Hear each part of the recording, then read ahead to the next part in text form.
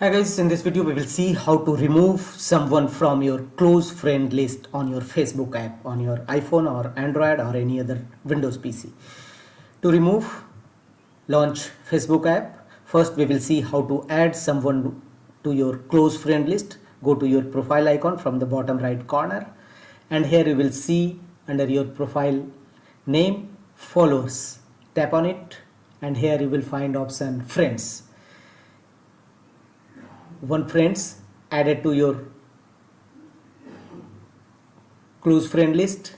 Here open this profile, tap on friends, and here you will find four options: unfriend, take a break, unfollow, edit friend list. Tap on edit friend list, and here you can set him as close friends. Simply make the check against option close friends and tap on done.